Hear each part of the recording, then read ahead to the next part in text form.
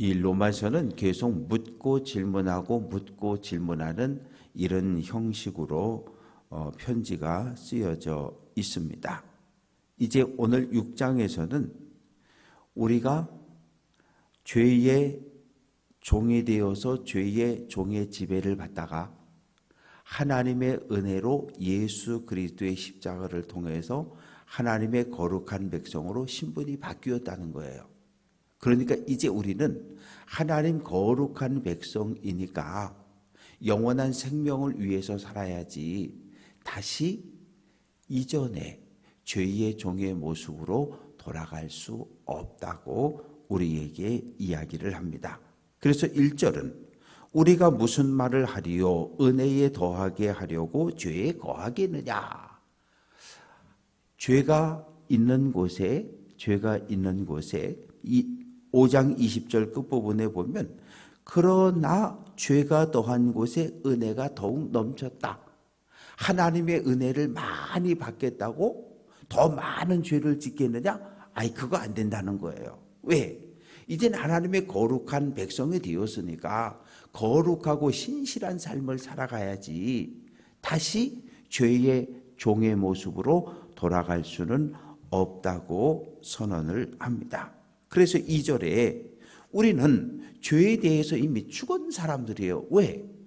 하나님의 은혜로 하나님의 거룩한 백성이 되었으니까 죄와의 관계를 딱 끊어버린 우리인데 어떻게 다시 하나님의 은혜를 받겠다고 죄 짓는 삶으로 돌아갈 수 있느냐? 그럴 수 없다는 거예요. 그러면서 세례에 대해서 이야기를 합니다. 세례라고 하는 것은 결단의 겉으로 보여지는 의식입니다. 죄와의 관계를 끊어버리고 하나님의 거룩한 백성으로 새로운 삶을 살겠다고 하는 다짐이 세례를 통해서. 그래서 우리가 세례를 받을 때 머리 위에 물을 쿡 찍어서 얹고 성부와 성자와 성령의 이름으로 세례를 주노라 하잖아요. 그런데 예전에 세례를 받을 때는 어떻게 세례를 받았냐 하면 강에 가든지 침례교 같은 경우는 강단 위에다가 세례탕을 만들어 놓고 이 세례탕 안에서 세례를 주는데 세례를 줄 때는 어떻게 하냐면 사람의 머리를 물속에 완전히 잠가버립니다. 물속에 몸 전체가 잠겼다고 하는 건 죽었다는 거예요. 왜? 사람이 물속에 들어가면 죽을 수밖에 없죠. 왜? 숨을 못 쉬니까. 그리고 다시 일으켜 세우는 거예요. 이건 뭐냐 하면 예수 그리스도와 연합함으로 예수를 내 인생의 주인으로 고백하는 그 순간 나는 과거에 지은 모든 죄에 대해서는 죽었다는 거예요. 그리고 성부와 성자와 성령의 이름으로 세례를 받고 새로운 생명으로 하나님의 거룩한 백성으로 거듭났다는 예식이 세례거든요. 세례를 받았다는 것은 내가 내 인생의 주인이기를 포기하고 예수님을 내 인생의 주인으로 모시고 죄 지었던 과거는 죽고 이제 하나님의 백성으로 새로운 삶을 살기로 결단했으니까 예수와 함께 죽었고 예수와 함께 부활의 자리, 영원한 생명의 자리에도 들어가게 된다는 것이 세례의 의미입니다. 그래서 세례받은 사람은 다시 죄 짓는 과거로 돌아가서는 안 된다고 하는 것이 바울의 선언이고 설교입니다. 그래서 5절 말씀 보면 우리가 예수의 죽으심과 같은 모양으로 연합한 자가 되었으니 또한 그의 부활과 같은 모양으로 연합한 자가 되리라. 세례를 받는다는 것은 죄에 대하여 죽고 예수 그리스도의 십자가에 함께 죽고 부활의 자리에 예수 그리스도와 함께 부활하는 영광의 자리를 얻게 될 것임을 이야기하면서 6절에서 우리가 알거니와 우리의 옛사람이 예수와 함께 십자가에 못 박힌 것은 죄의 몸이 죽었다는 거예요. 우리는 이제 다시는 죄의 종의 신분이 아니라 하나님의 거룩한 백성의 신분으로 죄에서는 완전히 벗어난, 죄와 관계를 완전히 끊어버린 거룩한 하나님의 백성인 것을 선언하고 있습니다. 그래서 초대교회의 신앙 고백은 무엇입니까? 예수와 함께 죽고 예수와 함께 장사되고 예수와 함께 부활해서 하나님 나라에 들어간다고 하는 것. 하나님의 말씀의 다스림을 받는 하나님 거룩한 백성의 신분으로 완전히 바뀌었다.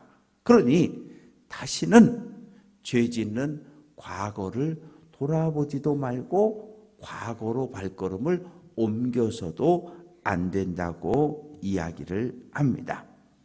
그래서 이제 7절 말씀을 보면 죽은 자가 죄에서 벗어나 의롭다 하심을 얻었다.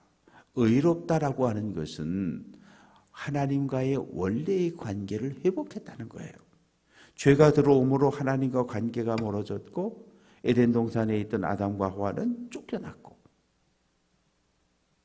세례받고 회복했다는 것은 원래 내가 있어야 할 하나님의 은혜 아래로 들어왔음을 상징하는 것. 그것이 세례요, 그것이 영생임을 우리에게 알려줍니다. 그래서 8절은 그리스도와 함께 죽었으면 또한 우리가 부활한 예수와 함께 살 줄을 믿는다고 선언을 합니다. 그래서 이제 우리가 예수와 함께 죽고 예수와 함께 부활했기 때문에 죄도 더 이상 우리를 주관할 수 없고 사단도 우리를 더 이상 주관할 수 없다는 거예요. 그런데 문제는 우리가 예수를 그리스도로 영접한 그 순간 하나님이 우리를 하나님의 나라로 데려가면 우리가 죄짓지 않는 삶을 살아갈 수가 있는데 세례를 받고도 우리는 여전히 남아있는 믿음의 길을 걸어가게 됩니다. 문제는 뭐예요? 우리의 육신이 연약하다는 거예요. 그래서 19절 말씀 보면 너희의 육신이 약함으로, 육신이 약하기 때문에 죄가 뱀이 살살 꼬시고 땡기면 또 홀딱 넘어간다는 거예요. 그런데 너희는 그런 삶을 살지 말고 하나님의 거룩한 백성답게 하나님의 말씀을 꼭 붙잡고 성령의 인도함을 받아 영원한 생명의 자리에 하나님의 나라까지 들어갈 것을 우리에게 권하는 것이 오늘 사도 바울의 편지입니다. 그래서 11절에서 이야기합니다. 이와 같이 너희도 너희 자신을 죄에 대하여는 죽은 자요 그리스도 예수 안에서 하나님께 대하여는 살아있는 자로 여길지어다. 그러니까 더 이상은 죄가 와서 살살 우리를 꼬시고 잡아당겨도 넘어가지 말라는 거예요. 한번 관계를 딱 끊었으면 뒤돌아서지 말라는 거예요. 왜? 우리의 육신이 연약하기 때문에 계속해서 우리는 이 땅에 살면서 죄의 유혹을 받아요. 새벽에 교회를 나오고 주일날 예배 참석해서 설교를 듣고 마음속에 결단하고 집에 딱 도착한 순간 말 한마디에 그냥 확 뒤집어지잖아요. 교회를 나서는 그 순간 누군가의 말 한마디에 시험이 들어서 넘어져 버리잖아요. 이것이 우리의 연약함임을 바울은 이야기하고 있습니다. 그래서 12절부터 14절까지 말씀 속에서 우리 몸이 옛날에는 죄의 종이었기 때문에 사단의 집에 사단이 시키는 일만 하다가 하나님의 은혜로 하나님 거룩한 백성이 되어서 이제 하나님의 백성들이 되었는데 이제는 어떻게 하라고요? 우리 몸을, 우리 육체를 어떤 경우에도 죄의 종에게 사단에게 맡기지 말고 하나님의 거룩한 말씀, 하나님의 의의 병기로 너희 육체를 드리라. 즉 죄 짓는 삶을 해서 완전히 관계를 끊어버리고 쳐다도 보지 말고 오직 하나님 거룩한 백성답게 성령의 인도함을 따라 아름다운 열매를 맺는 그런 의의 지체로, 의의 무기로 하나님께 우리의 육체를 온전히 헌신할 것을 요구하고 있습니다. 왜 그러냐 하면 14절, 너희가 법 아래 있지 않고 은혜 아래 있기 때문이라는 거예요. 더 이상은 사단의 지배를 받는 사단의 백성이 아니라 하나님의 통치를 받는 하나님의 백성이 되었으니까 어떤 경우에도 우리의 육체를 다시는 죄에게 넘겨주지 말 것을 권면하고 있습니다. 이제 15절부터 23절까지 말씀, 마지막 절까지 말씀을 통해서 죄의 종에서 의의 종으로 변화되어졌는데 어떤 삶을 살아가야 할지를 우리에게 알려줍니다. 우리가 은혜 아래 있으니 하나님의 은혜 아래 있는 우리가 또 죄를 지킬 수 있느냐? 그러면 안 된다는 거예요. 죄 짓는 곳에 가지도 말고 죄 짓는 거 보지도 말고 만지지도 말고 쳐다보지도 말고 듣지도 말라는 거예요. 그런데 16절 말씀 보면 너희 자신을 종으로 내주어 누구에게 순종하든지 그 순종함을 받는 자의 종이 되는 줄을 너희가 알지 못하느냐. 우리가 이 땅에 살아가는데 우리에게는 계속해서 우리의 속사람은 구원받은 하나님의 백성된 속사람은 하나님의 말씀대로 살아 성령의 9가지 열매를 맺는 하나님 나라에 들어가는 삶을 살 것을 우리에게 요구하지만 또 한쪽에 우리 과거의 옛 모습, 우리의 과거를 지배했던 사탄과 죄, 이단과 사이비 거짓 교사들은 우리를 계속해서 유혹하고 있는 거예요. 그쪽으로 갈 필요 없어. 이전의 삶이 얼마나 좋냐. 죄짓기 이전의 삶이 얼마나 좋으냐. 그러면서 우리를 자꾸 잡아 당기는 거예요. 그러니까 우리는 둘 중에 하나에게 순종하는 삶을 살아갈 수밖에 없어요. 과거에는 사단과 죄의 종의 지배를 받았는데 지금은 하나님과 성령의 지배를 받는 삶을 살아야 되는데 한결같지 못하는 거. 왜? 우리가 연약한 육체를 가지고 있기 때문에요. 그래서 다시 한번 바울은 이야기합니다. 우리의 삶에 대해서 18절 죄로부터 해방되어 의에게 종이 되었다. 하나님 거룩한 백성이 되었다. 그러나 너희 육신이 약함으로, 이 성경은 우리에게 계속해서 우리의 육체가 약하다라고 반복해서 우리에게 알려주고 있어요. 근데 우리가 이것은 늘 경험하는 거잖아요. 성령 충만할 때가 있었는가 하면 절망과 시험에 들어서 신앙의 길을 거의 포기할 상태까지 수년 동안 교회를 쳐다보지도 않고 예배도 오지 않고 모든 관계를 다 끊어버리고 살았던 그런 우리의 과거와 아픔과 상처가 있거든요. 왜 그래요? 우리의 육체가 연약하기 때문에. 만약에 우리의 육신이 강하다면 한 번 예수 믿고 하나님 거룩한 백성 되었으면 과거는 딱 단절하고 오직 하나님의 나라 천국을 향해 날마다 하나님의 말씀을 부여잡고 성령 충만해서 갈 수 있다면 얼마나 좋아요. 그러나 그럴 수 있는 사람은 단 한 사람도 없다는 거예요. 이것이 바울의 고백입니다. 왜? 우리는 연약한 육체를 가지고 있기 때문에 자꾸 넘어진다는 거예요. 유혹에 넘어지고 쓰러진다는 거예요. 예수님을 빵으로, 권력으로, 명예로 유혹했던 사단의 유혹이 오늘도 우리에게 있다고 하는 것을 알려주는 거예요. 때로 욥을 시험했던 사단처럼 우리가 가진 물질을 다 빼앗아가고 우리의 생명으로 연결되어진 우리의 노후를 책임질 자녀들에게 문제가 생겨지고 인간관계가 다 깨지는 이런 시련과 유혹이 우리에게 계속해서 남아 있다는 거예요. 그래서 우리에게 믿음을 지켜갈 것을 계속해서 바울은 이야기를 합니다.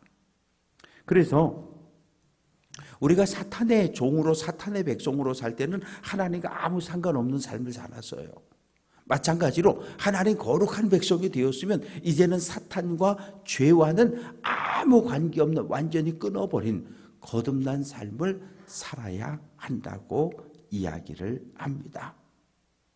이제 22절에서 이제는 너희가 죄로부터 해방되고 하나님께 종이 되어 거룩함에 이르는 열매를 맺었나니 그 마지막은 영생이라. 예수를 그리스도로 영접하고 내 인생의 주인으로 고백하고 그리고 믿음의 길을 걸어갈 때, 이 믿음을 마지막까지 끝까지 지켜낼 때, 거룩한 삶을 살아낼 때 우리에게 주어지는 것이 영생, 영원한 생명이고 천국이라고 이야기를 합니다. 그러면서 바울은 23절에서 죄의 삭은 사망이요. 삭이라고 하는 건 월급이라는 이야기예요. 봉급이라는 거예요. 우리가 한 달 동안 열심히 일을 하면, 직장 가서 일을 하면 한 달에 차면 뭘 줍니까? 월급을 주잖아요. 그런데 죄의 삭은 사망이라고 하는 표현은 뭐냐면, 죄에게, 사단에게 열심으로 충성하고 최선을 다하면 우리에게 봉급이 주어지는데 죽음이라는 봉급이 주어진다는 거예요. 어떡하라고요? 그러니까 사탄의 지배를 더 이상 따르지 말고 죄에게 충성하지 말고 오직 하나님의 은혜, 예수 그리스도의 십자가를 붙잡고 믿음의 길을 끝까지 달려갈 때 우리에게 주어지는 은사, 은혜의 선물이 있는데 예수 그리스도 안에 있는 영원한 생명이 우리에게 주어진다고 결론을 맺습니다. 과거 사탄 백성으로 죄지으며 살아갈 때 그 마지막은 월급은 죽음. 그러나 이제 하나님 예수 그리스도와 연합하여 세례를 받고 하나님 거룩한 백성이 되었는데 하나님의 말씀을 붙잡고 믿음을 끝까지 지켜내면 우리에게 주어지는 월급이 있는데 영원한 생명, 천국이라는 거예요. 우리는 이미 모두가 과거가 있는 사람들이에요. 사단의 백성으로 죄의 종으로 살았던 과거와 전과를 가지고 있던 사람들. 그런데 예수 그리스도의 십자가가, 하나님의 은혜가 우리의 모든 전과를 용서, 사해 주셨어요. 이제 우리는 죄 없다, 의로운 하나님의 거룩한 백성이 되었으니 다시는 뒤를 돌아보지 말고 오직 하나님의 말씀을 붙잡고 성령의 인도함을 따라 영원한 생명을, 천국에 들어가는 귀한 성도 될 수 있기를 주님의 이름으로 축원합니다.